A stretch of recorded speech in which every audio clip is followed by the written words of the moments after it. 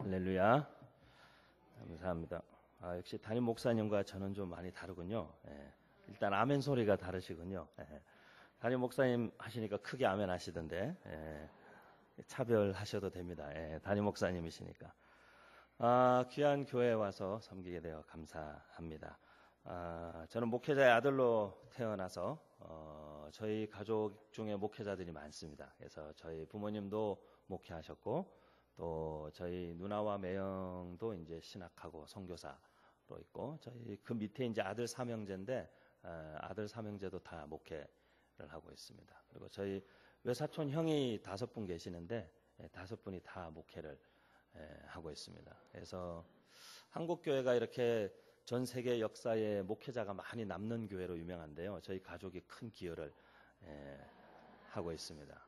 그래서 이렇게 한 친외가에 한 8촌 이내에 목회자가 한 12분 정도 되는 것 같습니다. 근데 그래서 교회에 대한 마음이 좀 사실 특별합니다. 저는 교회를 참 사랑하고 교회에 대한 기대가 있고 세상의 유일한 소망은 지금도 교회밖에 없다고 확실히 믿고 그래서 좋은 건강한 교회는 또 건강한 목회자들과 건강한 성도들이 건강한 교회가 되는 거니까 건강한 목회자들을 어떻게 하면 잘 세우고 또 우리 성도들이 어떻게 건강한 신앙을 잘 배우고 그렇게 할 수 있을까 고민해서 교회와 목회자들을 섬기는 사역으로 어깨동무 사역원이라는 사역원을 통해서 섬김을 감당하고 있습니다.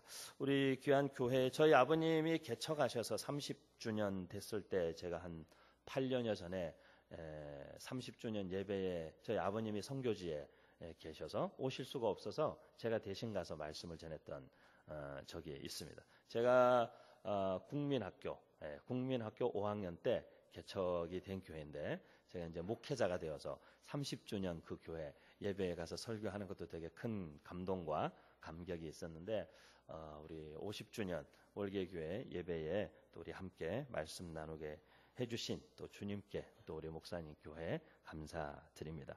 저는 오늘 교회에 대한 말씀을 좀 함께 나누고자 합니다. 오전과 오후 시간에 걸쳐서 교회에 대해서 생각하고 고민하는 시간을 가지고 싶고요. 그래서 이 오전 시간에는 저희가 교회가 어떻게 세워지는가, 월계교회가 50년 시간 동안에 여기까지 오게 되기까지 교회가 처음부터 이랬던 것은 아니겠죠. 저는 다음 세대, 특별히 청년, 청소년, 어린이들 교육에 많은 관심을 가지고 다양한 사역들을 저희가 많이 하고 있습니다. 그런데 이 어린이나 청소년, 청년들을 저희가 가르치다 보면 이 다음 세대가 많은 것을 배워야 하지만 사사기 2장 6절에서 10절 말씀에 보면 이 다음 세대가 두 가지를 반드시 꼭 알아야 한다. 그 두 가지가 뭐냐면 사사기에 나오는 이 젊은 세대들이 영적인 방황을 많이 하지 않습니까? 계속적으로 영적인 방황을 합니다. 그래서 사사가 나타나서 좀 이렇게 하나님께서 사사를 보내셔서 도우면 좀 안정이 되고 평안이 되고 외부의 적들을 물리치고 안정이 찾아오면 또 하나님을 떠나고 그렇게 해서 또다시 이 외부의 침입과 모든 것들을 빼앗기고 어려워지면 또 하나님을 찾고 하나님께서 또 사사를 보내셔서 건져주시면 또 하나님을 떠나고 그것을 계속해서 반복합니다. 그런데 그 반복하는 사사기 세대의 특징을 사사기 2장 10절에서 두 가지를 이야기했습니다. 사사기 2장 10절에 보면 여호수아와 그 생존한 장로들이 살아있는 동안에 그 하나님을 섬겼는데 그들이 하나님께로 다 가자 그 이후에 다른 세대가 일어났는데 그 다른 세대의 두 가지 특징이 뭐냐면 첫 번째는 그들이 여호와를 알지 못했다. 그게 첫 번째입니다. 그러니까 하나님을 잘 모르는 세대가 나타난 겁니다. 우리 부모님들이 열심히 이렇게 가나안 땅에 가서 이렇게 땅을 정복하고 수고하고 막 앞으로 우리 자손들이 살아갈 그 터전을 닦느라고 자녀들 신앙교육을 잘 못했는지 모르겠어요.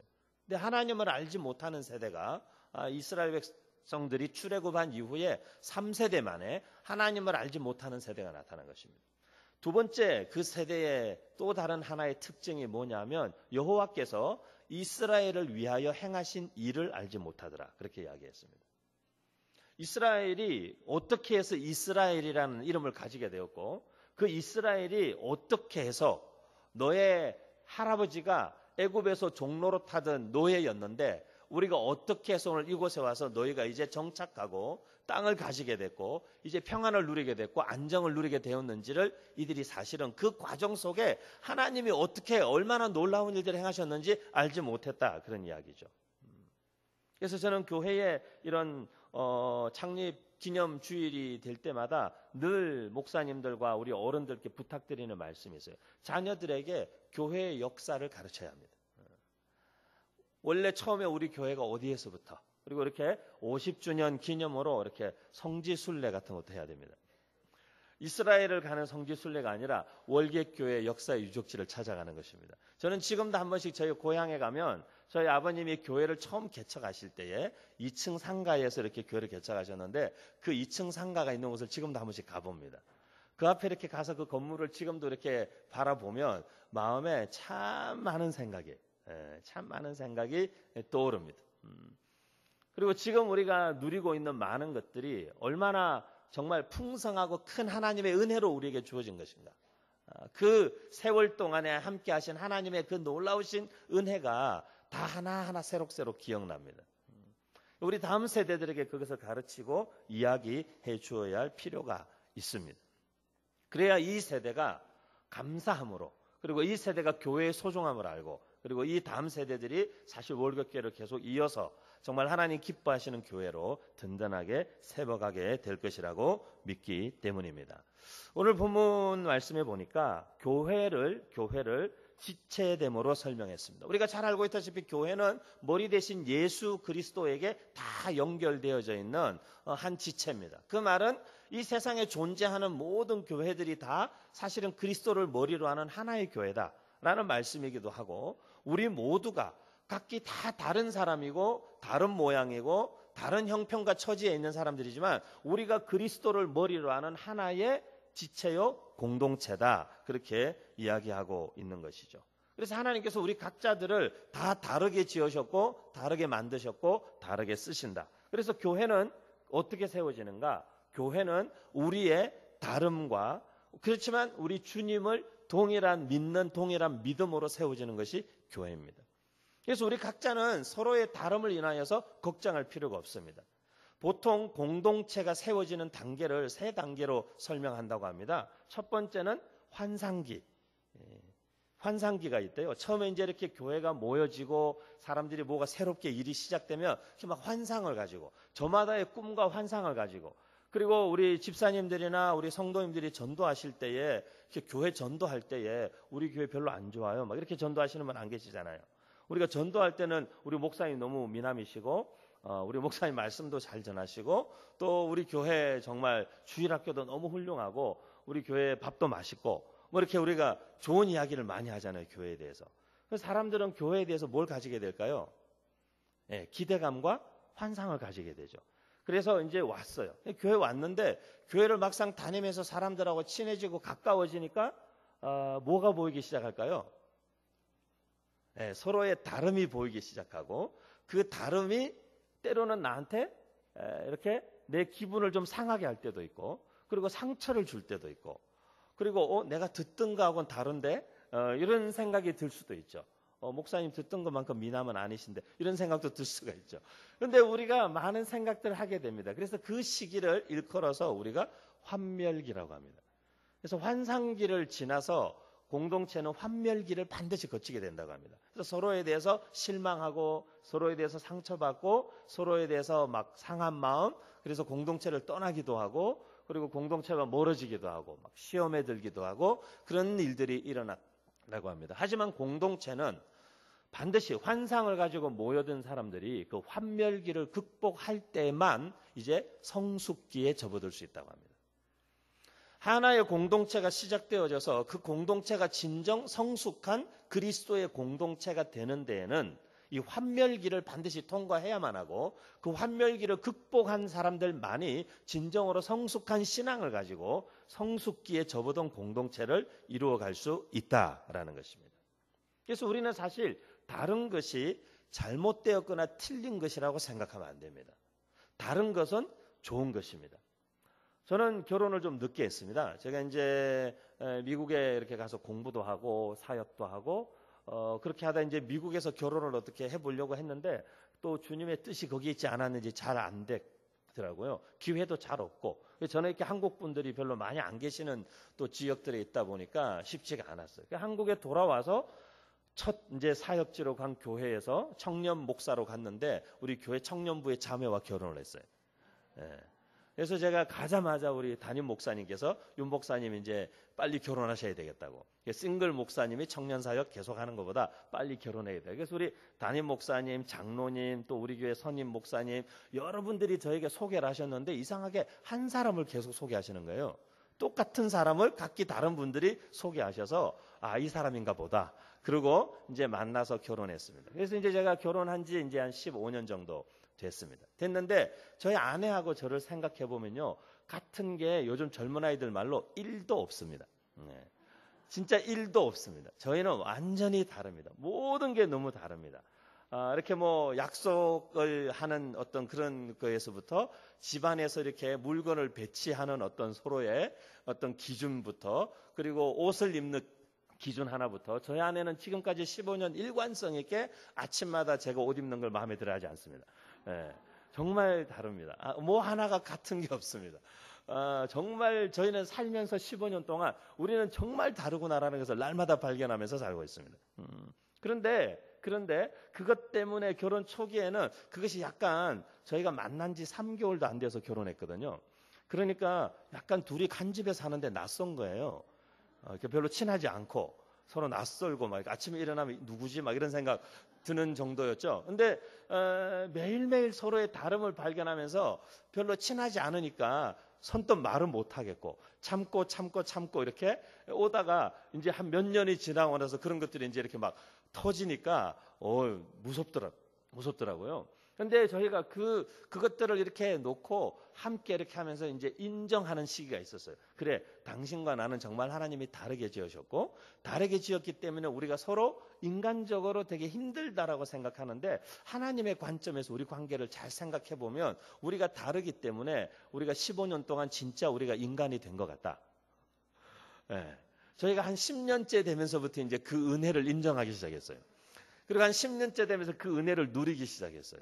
그때 이후로 지금은 지난 한 5년여 시간 동안은 너무나 풍성한 다름의 은혜를 누리고 있어요. 너무나 풍성한 다름의 은혜를.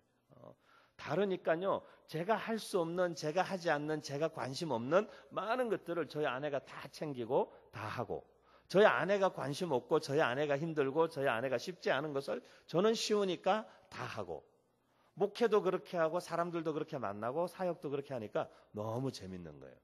너무 재밌는 거예요. 물론 저희도 환상기와 환멸기와 성숙기를 거쳐서 여기까지 왔지만 그런 거죠. 교회는 다른 분들이 모였어요. 근데 다르다라는 말은 성경적으로 다르다라는 말은 성경이 교회를 두고 우리가 서로 다르다라고 말할 때는 주신 은사가 다르다 그런 뜻이에요. 그런 말이 있습니다. 한번 따라해 보시겠어요? 구원은 은혜로 받고 섬김은 은사로 감당한다. 네, 그런 말이 있습니다. 우리가 구원받을 때는 하나님의 은혜로 구원받습니다. 하지만 그 은혜로 구원받은 감격이 너무 커가지고 내 주관과 내 생각과 내 열심으로 막 교회를 섬기려고 하다 보면 때로는 교회에 폐를 끼칠 때가 많습니다. 구원받은 하나님의 사람들이 그 다음에 확인해야 하는 것은 하나님께서 내게 주신 은사가 무엇일까? 하나님께서 우리 각 사람을 다 다르게 지으셨고 각기 다른 은사를 주셨는데 교회에 있는 모든 분들이 다 찬양대원이 되고자 하면 여기에는 누가 앉아 계시겠습니까? 그죠? 은사가 다 다릅니다. 교회에 계시는 모든 분들이 저분이 부엌에 들어가면 위험하다. 이런 분이 계시는데 부엌에 계속 들어가시면 점심때 되게 식사하시기 어려우시겠죠. 근데 감사한 거는 전국의 집회를 계속 다니면서 교회들마다 가보면 전국에 제일 맛있는 게 교회밥이에요. 그래서 오늘 점심도 교회에서 식사 주시나요, 목사님? 안 주실 거예요? 네, 기대해 보겠습니다. 네. 전국의 많은 교회를 다니면서 먹어본 밥들과 제가 잘 비교해서 냉정하게 평가해 드리겠습니다. 근데 교회는 각기 다른 은사를 가진 분들이 모여서 은혜 주신 주님을 인한 그 기쁨과 즐거움으로 섬기는 것이에요. 그래서 교회는 서로 다른 것이 너무 다행이에요. 그래서 우리 옆에 계신 분들이 나하고 좀 많이 다르다. 그러면 너무 감사하다. 정말 집사님 너무 감사합니다. 저하고 너무 달라서. 집사님 저하고 너무 다르니까 집사님이 이런 부분을 섬겨주시니까 저는 이런 부분을 섬기면 되고, 또 우리 박 권사님 이거 섬겨주시고 최 집사님 저거 섬겨주시고, 우리 이 장로님 이걸 섬겨주시고 박 장로님 저걸 섬겨주시고, 우리 은사가 다르니까 얼마나 함께 다양한 하나님 나라의 사역들을 섬길 수 있는지 너무너무 감사하고 기쁘고 즐겁습니다.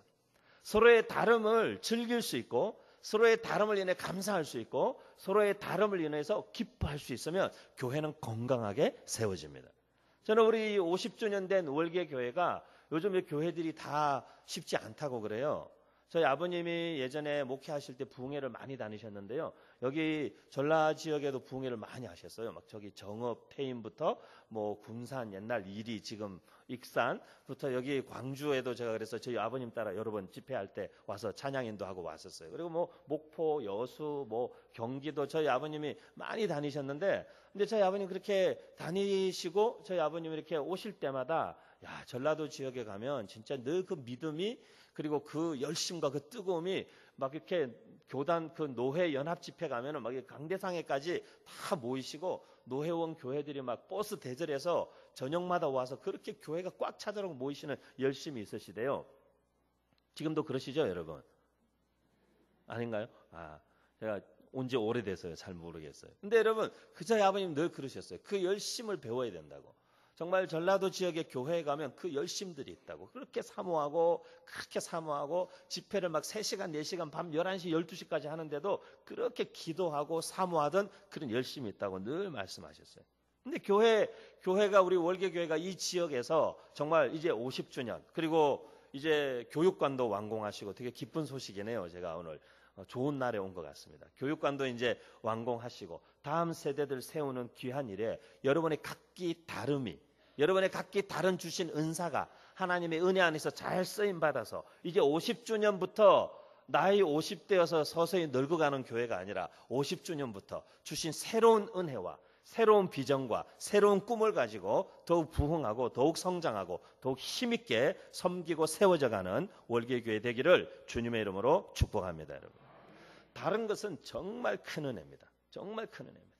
교회가 서로의 다름을 수용할 수 있다면 교회는 정말 천국과 같아질 수 있습니다. 그 은혜를 풍성하게 누리는 귀한 교회 되시기를 진심으로 축복합니다. 교회가 공동체라는 말은 오늘 본문에 보니까 다른 것이 아니라 함께, 이 모든 것이 모아져서 함께 섬길 때만 가능하다. 그렇게 이야기하고 있는 것입니다. 교회를 함께 섬긴다라는 말은 사실 우리가 죽고 사는 문제가 이제 우리는 이 모든 게 우리의 공동 운명이구나 라는 것을 생각해야 합니다. 저는 교회들을 많이 다니면서 교회의 여러 어려운 이야기들도 많이 들었습니다. 그런데 우리가 착각하는 것이 있습니다. 그게 뭐냐면, 목사님이 어려워지시면, 보면 보통 이렇게 목사님이 마음에 안 들면, 성도들하고 갈등이 생기면 목사님을 많이 어렵게 해요. 교인들 중에 어떤 분들이 그죠? 많이 어렵게 해요. 저희 아버님도 목회를 지금까지 목회와 선교지에 58에 저희 아버님이 목회 30주년 하고는 은퇴하시고 선교지로 나가셔서 선교사로 한 18년 계시다가 이제 재작년에 한국으로 건강이 이제 많이 안 좋아지셔서 두 분이 돌아오셨어요. 근데 저희 부모님도 목회하시는 동안에 어려운 일이 많이 있었어요. 그리고 많이 이렇게 가까우셨던 집사님들이나 여러분들과의 관계에서 어려운 일이 생길 때는 많이 힘들어 하셨어요. 저희가 가까이에서 그 모습을 보면서 이렇게 자랐어요. 저희 부모님이 참 많이 힘들어 하시는 모습들이 종종 있었어요. 주기적으로 몇 년에 한 번씩 그런 일들을 보니까 있는 것 같아요. 근데 제가 목회자 자녀로 자라면서 부모님이 목회하시는 걸 수십 년 지켜보고, 저는 교회에서 나서 교회에서 자랐거든요. 교회를 떠나본 적이 없어요. 그러다 보니 교회의 생리에 대해서 잘 이해하게 됐어요. 근데 지금도 교회를 다니면 늘 마음 아픈 건 뭐냐면, 목사님이 어려워지시면 교회 모두가 어려워져요. 그리고 우리 성도들 가운데 어떤 분들이 마음 어려워지시면 교회도 함께 어려워져요. 서울에는 여러분 아시는지 모르겠지만 어려운 교회들이 많이 생겼어요. 정말 많이 생겼어요. 서울에서는요, 만여 명 모이던 교회가 한 2, 3년 만에 지금 몇백 명밖에 안 남은 교회도 있어요. 몇천 명 모이던 교회가 한 1, 2년 만에 교회가 어려워지기 시작하니까 6, 700명 남고 교회가 막 3개로 쪼개진 교회들도 있어요. 큰 교회들 있잖아요. 많이 알려진 교회들. 그게 제가 요즘에 마음에 되게 심각한 기도와 제가 고민이 있습니다. 그게 뭐냐면 10,000교회 하나가 없어지는 게 순식간이구나. 우리가 이렇게 교회가 크다고 교회가 이렇게 막 잘 된다고 막 그렇게 알던 때가 있었죠. 근데 지금 제가 서울에서 가만히 보면요. 큰 교회들이 작은 교회 되거나 심지어 몇 갈래로 갈라져서 없어지거나 하는 일들이 비일비재하게 일어나고 있어요.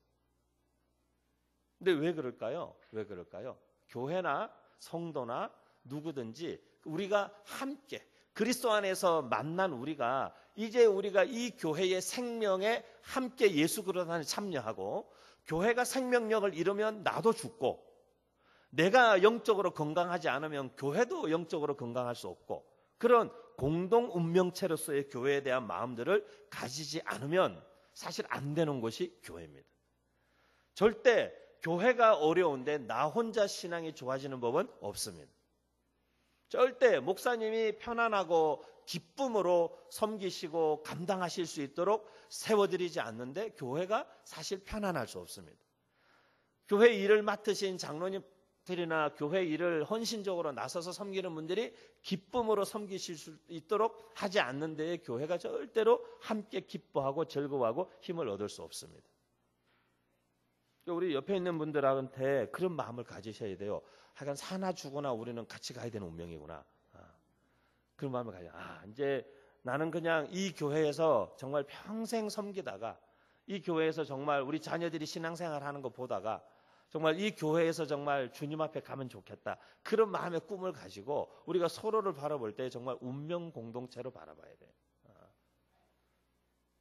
저는 제가 사실 지금 목회를 한 지가 오래되진 않았지만 한 25년여 됐습니다. 일찍 사역자의 길에 들어서서 25년여 됐습니다. 됐는데 제 마음에 제가 지금도 늘 마음에 걸리는 게 하나 있습니다. 그게 뭐냐면 제가 한 8년여 전에 교회를 개척했습니다. 근데 개척하기 전에 서울의 강남의 어느 교회를 제가 담임했습니다. 근데 그 교회를 담임했는데 그 교회를 담임하면서 제가 권사님들께 약속한 게 있습니다. 제가 저희 권사님들께 약속한 게 있습니다. 뭘 약속했냐면 제가 권사님들께 그랬습니다. 어느 날 이렇게 막 객기한 것도 아니고요. 막 이렇게 앞선 마음에 한 것도 아니고 제가 정말 그 권사님들께 권사님 장례는 제가 꼭 치러드리겠습니다. 제가 그렇게 약속했습니다. 권사님 장례는 제가 꼭 해드리겠습니다. 근데 제가 그 교회를 4년 뒤에 떠나게 됐습니다. 제가 개척 하나님께서 젊은이들이 제가 그때 37살에 담임 목사가 됐습니다. 그래서 교회가 잘 자리 잡고 잘 자라는데 저는 하나님이 제 마음에 청년들에 대한 마음을 오래전부터 계속 주셔서 청년 목회를 지금까지 20년 넘게 청년 목회만 했습니다. 그러다 보니 늘 청년들이 지금도 제가 개척해서 섬기던 교회는 거의 90%가 다 30대들이거나 40대 초반의 젊은이들이 모이는 교회입니다. 그런데 청년들에 대한 마음이 늘 있다 보니 교회는 안정되고 제 생활도 편하고 그냥 이대로 은퇴하면 되겠구나. 그런 정도 상황은 되는데도 제 마음에 젊은이에 대한 부담감이 계속 있었습니다. 기도하던 중에 아내와 함께 젊은이들을 위해 한 번 더 개척의 길에 나서기로. 장로님들께 양해를 구하고 성도들께 양해를 구하고 정말 눈물의 이별을 하고 떠났습니다. 한 분 한 분을 안아드리고 같이 울면서 이별하고 떠났는데 제 마음에 지금 가장 큰 사실 마음의 부담과 마음의 짐과 제가 후회가 있다면 제가 우리 권사님 장례해드리겠다는 약속을 못 지키는 겁니다. 저희 아버님이 제가 신학을 한다 그럴 때 저희 아버님 그러셨습니다. 은성아, 네가 이제 목회자가 될 건데 네가 목회자가 되거든 꼭 한 가지를 기억해라 그러시는 거예요. 네 아버지. 그랬더니만 목회자가 되거든 교회에 기도하는 권사님들을 제일 소중하게 섬기라는 거예요. 그래서 제가 왜 그렇습니까? 그랬더니만 저희 아버님이 교회는 일하는 사람들이 세우는 게 아니라 기도하는 사람들이 세운다.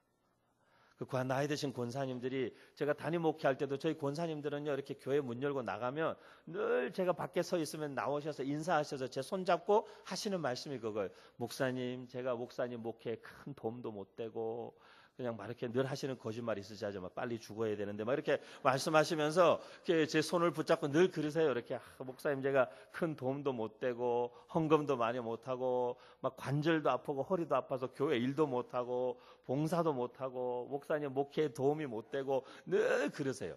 그럼 제가 그럴 때마다 우리 권사님들께 늘 그러세요. 권사님, 기도해 주시는 게 가장 큰 힘이고 가장 큰 은혜입니다.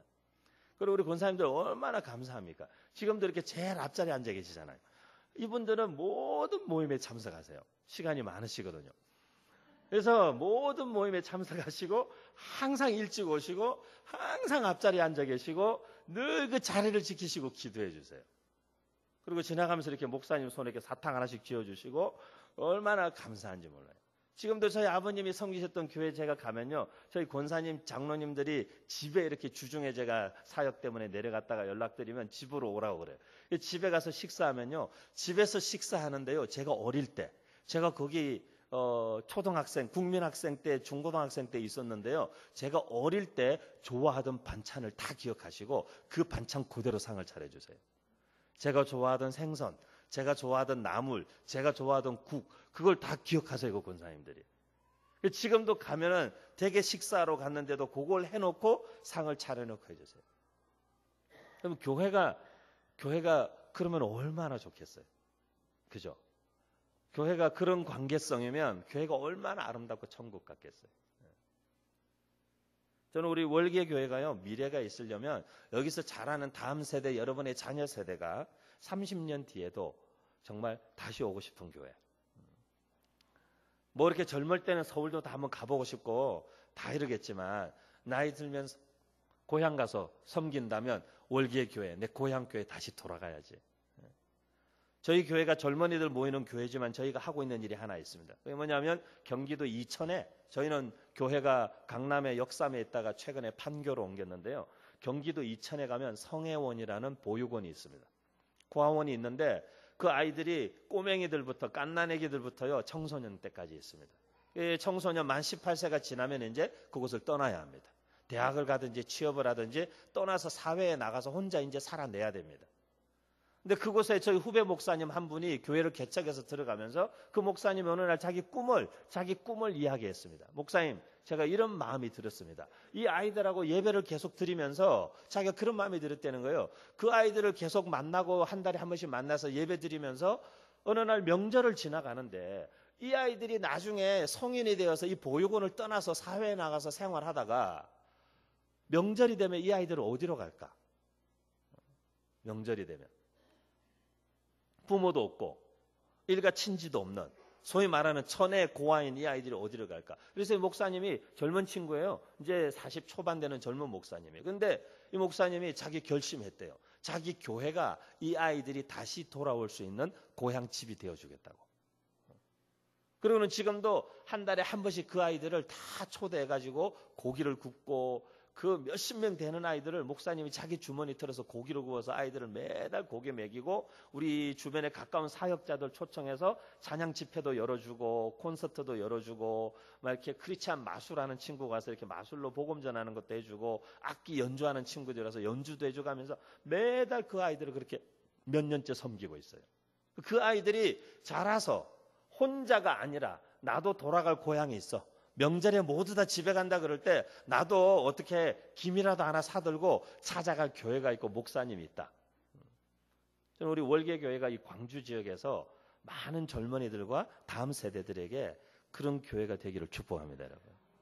우리가 함께 사실 교회 생활을 한다는 것은 주일이면 교회 와서 정해진 시간에 예배를 드리고 간다는 뜻이 아니라 교회의 일원이 되고 하나님 나라의 백성이 되고 교회의 성도가 된다는 것은 우리가 예수 그리스도의 생명을 함께 이어받아서 예수 그리스도 안에서 패밀리가 되고 생명을 나눈 가족이 된다는 것이죠.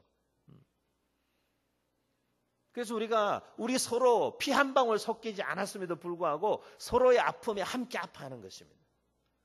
누군가의 부모님이 돌아가셨을 때에 나의 부모님이 돌아가신 것처럼 가서 함께 아파하고 함께 예배하고 함께 위로하고 함께 울며 함께 웃는 것입니다. 교회는 이 세상에 어느 곳에도 존재하지 않는 특별한 하나님이 우리에게 주신 정말 사랑의 공동체가 교회입니다. 교회는 그래서 그런 말씀입니다. 저희 멘토가 되는 목사님께서 늘 그러셨어요. 교회는 그리움의 공동체라고. 우리 목사님도 목회를 오래 하셨어요. 그리고 최근에 은퇴하셨는데 목사님 그러시더라고요. 윤 목사, 은퇴하고 나서 내가 제일 보고 싶은 사람이 누군 줄 알아? 그러시더라고요. 그래서 제가 누구세요 목사님? 그랬더니 그 목사님이 내가 은퇴하고 나서 제일 보고 싶은 사람들은 우리 교인들이야. 그러시면서 눈에 눈물이 이렇게 고이시는 거예요. 내가 은퇴하고 나서 제일 보고 싶은 사람은 우리 교인들이라고. 후임자 목사를 세워놨으니까 후임자 목사한테 부담되고 그러면 안 되니까 교회 근처에도 안 가신다는 거예요. 저 멀리 이불로 이사도 가셔가지고 교회 근처에도 안 가는데 차 타고 주중에도 그 교회 근처에 길을 지나갈 때마다 교인들이 보고 싶어서 가슴이 먹먹해지신다는 거예요. 우리 광주 월계교회도 그런 교회인 줄 믿습니다. 여러분. 서로 그리워하는. 여러분 주일날 교회 막 오고 싶으시죠? 아닌 건가요? 죄송합니다. 예배 마치고 저 문 열고 나가면 막 다시 들어오고 싶으시죠? 그런 교회인 줄 믿습니다, 여러분. 교회는 그렇게 그리워하는 것입니다. 야, 우리가 인생 한번 살면서 제가 오늘 여기 오면서도 광주 월계교회 참 놀랍다. 광주에 있는 월계교회가 서울에 있는 저를 어찌하고 초대했을까? 저와 여러분이 만날 확률은요, 지금으로 치면요, 거의 전 세계 60억 인구 중에 60억 분의 1 확률로 만난 거예요, 저희가. 보통 만남이 아니에요, 여러분. 이 만남의 사건 자체가 특별한 하나님의 섭리예요. 그런데 여러분, 매주 만날 수 있는 하나의 공동체로 부름받았다. 이 같은 지역에서. 이것은 우리 인생의 엄청난 사건이에요. 하나님의 특별한 섭리와 하나님의 특별한 은혜예요. 이 만남이 얼마나 신비하고 놀라운지를 우리가 안다면 여러분 정말 이 우리의 만남을 인해 감사와 감격 그리고 그리움 돌아서면 보고 싶고 돌아서면 또 가고 싶고 저는 우리 광주 월계교회가 그런 그리움과 기대감으로 늘 모이는 복된 교회 되시기를 축복합니다. 여러분 한 번만 따라해 주시겠어요? 교회는 그리움의 공동체다. 옆에 계신 분에게도 한번 인사해 주시겠어요? 예배 마치고 가면 그리울 거예요, 집사님. 그리울 거예요. 보고 싶고 생각나고. 저도 작년까지 제가 개척해서 섬기던 교회를 이제 저희 후배 목사님이 담임 목사로 서고 저는 이제 어깨동무 사역원 사역이 너무 일정들이나 일들이 많아지면서 저는 이제 목회 현장에서는 이제 떠났습니다. 이제 지금 저희 교회를 외부 일정이 없을 때는 저희 교회 가서 예배를 꼭 드리는데요. 가서 이렇게 저도 이렇게 예배 참석합니다. 예배 참여하고 또 설교를 부탁받으면 설교를 하기도 하고 그러는데 저희 교회 못 간 지 한 달 됐어요. 한 달 됐는데 성도들이나 젊은이들이니까 청년들은 이렇게 카톡으로 연락 와요. 목사님 보고 싶어요. 언제 오세요? 그런 말 들을 때마다 가슴이 먹먹하고 뭉클뭉클해요. 그중에 어떤 친구들은 대학생 때 제가 대학에 학교 강의할 때 저를 만나서 저희 교회로 온 친구들도 있고 그중에 어떤 친구는 20대 대학생 때 저를 만나서 그 친구 결혼식 주례를 제가 하고 아이 태어났을 때 병원에 제일 먼저 달려가서 그 신생아 아기를 제가 안고 가장 먼저 기도해주고 그놈 돌 됐을 때 제가 돌잔치 설교도 해주고 그리고 그놈이 지금 초등학교 다니고 그렇게 그들의 20대부터 40대 이제 초반, 30대 후반이 되기까지 저와 함께한 친구들이 있다 보니까 지금 요즘에 제가 이제 거의 한 달째 교회를 못 가고 못 보다 보니까 계속 외부 다른 교회 말씀을 전하러 다니다 보니까 못 보다 보니까 보고 싶은 거예요. 보고 싶은 거예요. 여러분 매주 보니까 별로 안 보고 싶으신가 봐요, 표정들이. 저는 한 달을 못 보니까요 마음이 되게 힘들고 제가 다음 주는 기필코 가려고. 제가 다음 주 토요일 날 밤에 지방에서 어디 집회가 있어서 밤 늦게 끝나는데 제가 새벽 차 타고 올라간다 그랬어요. 올라가서 가서 예배 드리겠다고. 성도들 보고 싶다고. 교회는 그런 곳입니다. 예수님 때문에 만난 우리 만남이 얼마나 소중하고 예수님 때문에 우리가 이렇게 만나서 한 교회 공동체를 이루고 살아가고 서로의 아픔과 서로의 기쁨을 함께 공유할 수 있는 이런 한 가족이 되고 옛날에 우리나라에 되게 유행했던 그 드라마 중에 그런 대사로 유명한 드라마가 있었죠. 아프냐 나도 아프다. 그런 드라마가 있었습니다. 예수 믿는 사람 그리스도의 공동체가 된다는 것은 그런 뜻입니다. 우리가 한 지체면 손가락이 아픈데 새끼손가락만 아프지 않습니다. 우리가 다 그 아픔을 동일하게 느끼는 것이 당연히 그리스도의 몸된 공동체인 것입니다. 교회는 어떻게 세워지는가? 교회는 어떻게 세워지는가? 마지막으로 말씀드리고 싶은 것은 오늘 본문에 보니까 바울 사도도 3절 말씀을 시작할 때에 내게 주신 은혜로 말미암아, 자기가 받은 은혜의 마음으로 내가 이야기하고 있고 6절부터 설명하고 있는 것도 다양한 교회에는 받은 은사가 있는데 그 은사를 사용할 때에 하나님이 주신 은혜를 따라 사용해야 된다. 그렇게 이야기하고 있습니다. 하나님 주신 은혜대로 은사를 사용한다라는 말은 다른 말로 하면 3절에 있는 말씀 그대로 각 사람에게 나누어 주신 믿음의 분량을 따라 지혜롭게 행하는 것이다. 지혜롭게 행하는 것이다. 교회는 절대 우리의 인간적인 생각과 인간적인 마음으로 되지 않습니다. 저희 아버님이 목회를 30여 년 하시는 것을 보고 저도 사역자의 길에 들어서서 20여 년 목회를 하면서 보니까 절대 사람의 뜻대로는 되지 않는 것 같아요. 내 생각대로도 되지 않는 것 같아요. 목회자들이 늘 기도하고 이렇게 하지만 하나님은 우리의 생각이 틀리거나 잘못된 것이 아니라 하나님은 우리보다 더 좋은 계획을 항상 갖고 계신 것 같아요.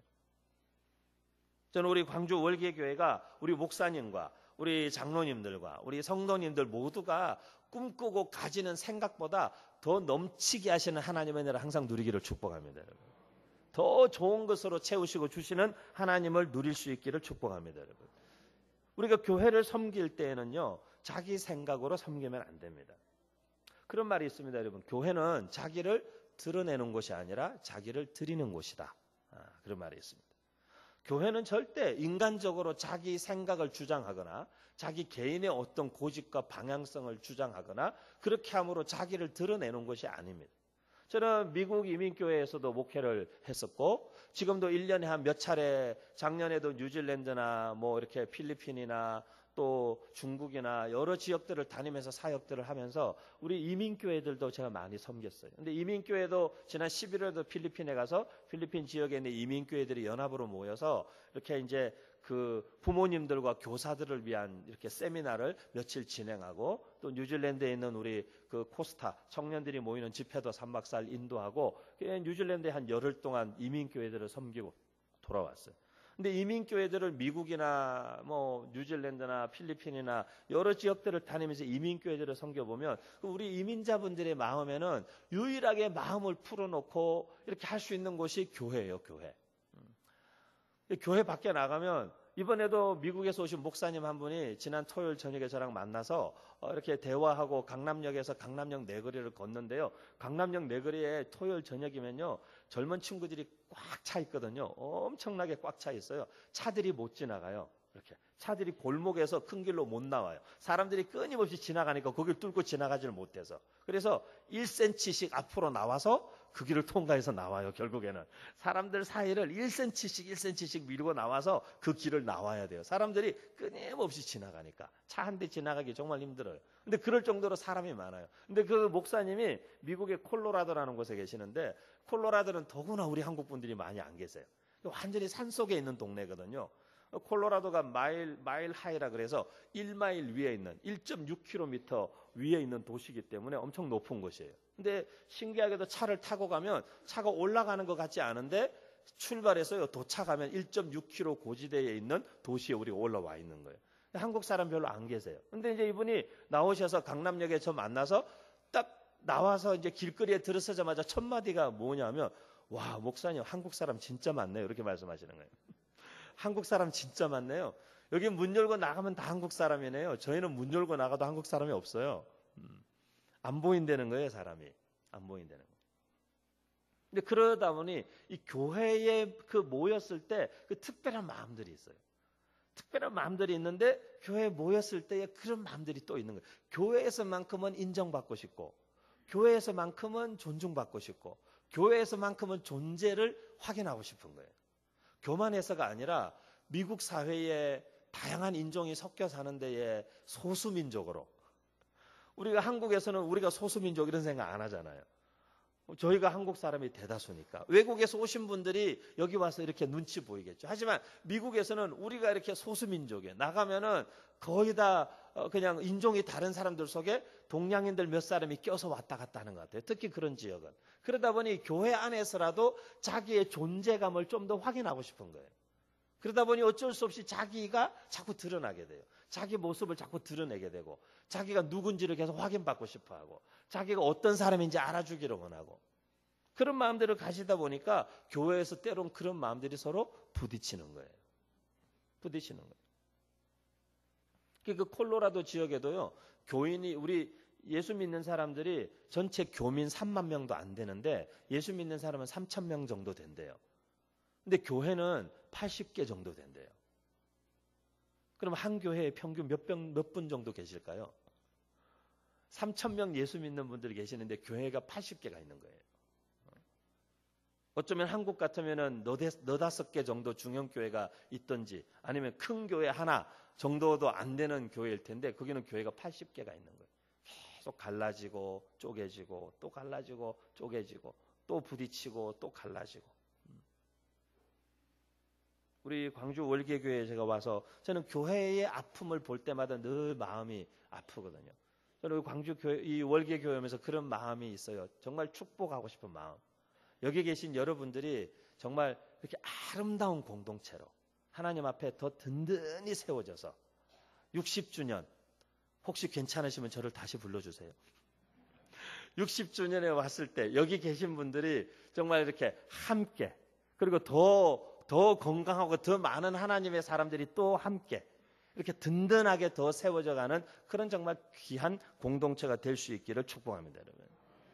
교회는 절대로요 자기 생각을 드러내거나 주장하거나 내 개인의 생각 우리는 공동체요 우리의 머리는 예수 그리스도 그분의 마음과 그분의 생각이 어디에 있을까 그분이 가장 소중하게 생각하시는 무엇이고 그분이 기뻐하시는 건 무엇일까 그거에 우리 자신을 온전히 드리는 것이 교회인 것입니다. 그래서 절대로 교회에서 내 생각, 내 존재감, 내 정체성을 드러내는 것이 아니라 나를 그분의 비전, 그분의 뜻 그분의 사명, 그분의 생각을 위해서 온전히 들이심으로 교회가 더욱 든든히 세워져가는 월계교회 될 수 있기를 축복합니다. 교회 하나가 세워진다는 것 쉬운 일 아닙니다. 쉬운 일 아닙니다. 거기에는요 정말 많은 눈물과 기도와 수고와 헌신이 있습니다. 저희 아버님이 개척하셔서 교회를 건축을 하시는데 그래도 교회가 잘 빨리 자리 잡고 성장했어요. 그래서 교회를 이제 개척하신 지 한 2, 3년 돼서 이렇게 예배당을 건축을 하게 됐어요. 근데 그때도 제가 느꼈어요. 저희 아버님이 저기에 땅을 사야 됩니다. 이렇게 말씀하셨어요. 어느 지역을 말씀하시면서 거기에 땅을 사야 제가 그때 어릴 때인데도 기억나요. 거기에 땅을 사야 된다고 그러셨어요.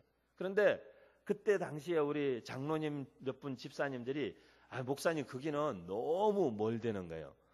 너무 외곽이어서 사람 한 명도 없는 그 동네에 어떻게 땅을 사서 교회를 짓냐고 저희 아버지가 안 된다는 거예요. 거기다 해야 된다는 거예요. 그래서 장로님들하고 저희 아버님이 조율을 타협을 하셔가지고 그 중간에다가 땅을 샀어요. 그런데 그 중간에 우리가 교회를 짓기 위해서 땅을 막 파기 시작했는데요. 주변이 다 뭐였는 줄 아세요? 주변 반경 한 1km가 다 비닐하우스였어요. 집이 한 채도 없는 비닐하우스 한복판에 땅을 파기 시작했어요. 그런데 저희 교회가 개척해서 성도 70명, 80명 때 막 800석, 900석 들어가는 성전을 예배단을 건축을 했으니까 재정이 헌금이 없잖아요. 공사하는데 그때 당시 80년대에 한 10몇 억 들어간 것 같은데요. 우리 전 성도가 약정 헌금까지 다 했는데 5천만 원 정도밖에 안 나왔어요. 자, 근데도 하나님께서 그걸 다 되게 하셨어요. 되게 하셨는데 교회를 짓는데 1년이 채 안 됐는데요. 주변에 비닐하우스가 다 없어지고 집들이 막 생기기 시작하는 거예요. 교회를 다 짓고 나니까 교회 주변에 집이 다 들어차가지고 교육관이고 주차장이고 더 이상 넓힐 데가 없는 거예요. 그제야 이제 우리 장로님들이 그때 목사님 사라는 거기를 샀어야 된다고. 그때 거기를 샀어야 된다고. 근데 저희 아버님이 목회하시면서 교회가 이렇게 되어지는 것을 보면서 그때 우리 성도들이 그러니까요. 성도님들, 남자 성도님들 직당 갔다 오시면 집에서 식사하시고 전부 작업복 차림으로 교회로 오셨어요. 그리고는 저녁 10시, 11시까지 함께 삽질하시고 벽돌 저 나르시고 그렇게 해서 그 예배당을 다 지었어요. 그 예배당 입당하는 날 전 성도들이 다 눈물 바다였어요. 왜 우리 여자 집사님들 남편 출근하고 애들 학교 가고 나면 다 작업복 입고 교회 오셨어요. 하루 종일 여자 집사님들이 교회 오셔서 여자 집사님들도 벽돌 나르고 다 하셨어요. 삽 들고 다 하셨어요. 그렇게 교회가 세워지고 나니까 예배당에 들어올 때 모두가 다 감격의 눈물이 다 터진 거예요. 눈물 바다가 되어서 입당 예배를 드릴 수가 없었어요. 모두 다 우시느라고. 근데 교회가 그렇게 재정의 헌신 그것만 있겠습니까? 저희 아버님이 최근에 파킨슨이 오셨어요. 그래서 손을 많이 떠셔서 지금 젓가락질로 식사를 못 하세요. 음식이 이렇게 떠면 다 손을 떠셔서 떨어져 버리니까. 한국에서 목회 30년, 해외 선교지에 가장 캄보디아의 수도도 전기도 안 들어오는 곳에서 18년. 그렇게 사셨죠. 그렇게 사셨는데 그냥 90까지 현역으로 섬기다 주님 앞에 가시겠다고 지금도 좀 빨리 나아지면 또 다시 선교제 가신대요. 또 아무도 못 말려요. 못 말리는 분이. 근데 병원에 가니까 의사가 그러는 거예요. 보통 파킨슨이 뇌나 신경으로 오는데 선생님은 멀쩡하다는 거예요. 선생님은 뇌나 신경 때문에 온 게 아니고 이 팔의 근육과 신경에 문제가 생긴 거래요. 저희는 알아요. 왜 그런 줄. 저희 아버지가 교회 건축하는 거의 한 2년 반 세월을 거의 노가다처럼 사셨거든요. 신방하면서 그러시면서 또 재정이 없으면 막 금식하면서 또 그 노가다 하면서. 근데 저희 아버님만 그러지 않았어요. 성도님들이 다 그렇게 하셨어요. 여러분 한 교회가 그리고 월객교회가 50주년 되어서 이 자리에 오기까지 아마 많은 분들의 눈물이 있었을 거예요. 아마 많은 분들의 자기를 드리는 희생이 있었을 거예요. 아마 많은 분들의 수고가 있었을 거예요. 땀이 있었을 거예요. 저보다 여러분이 더 감격스러우실 거라고 당연히 생각합니다. 오늘 이 50주년 주일에 사랑하는 우리 귀한 월계교회 성도 여러분, 지금 우리 광주 월계교회가 이곳에 있기까지 지난 50년 이미 이 세상에 계시지 않는 고인이 되신 분들도 계시겠지만 그분들이 정말 흘리신 땀과 눈물과 그 기도와 그 수고를 한번 이렇게 마음에 느껴보시면서 저는 비교할 수 없는, 저는 감히 느낄 수 없는 감사와 감격과 정말 그 충만한 기쁨으로 이 50주년의 이 주일을 함께 하나님 앞에 드리실 수 있는 귀한 성도님들 다 되시기를 주님의 이름으로 축복합니다. 기도하겠습니다. 하나님, 교회 참 아름다운 곳이고 주님이 친히 머리 되셔서 주님이 친히 세우기를 원하셨던 곳입니다.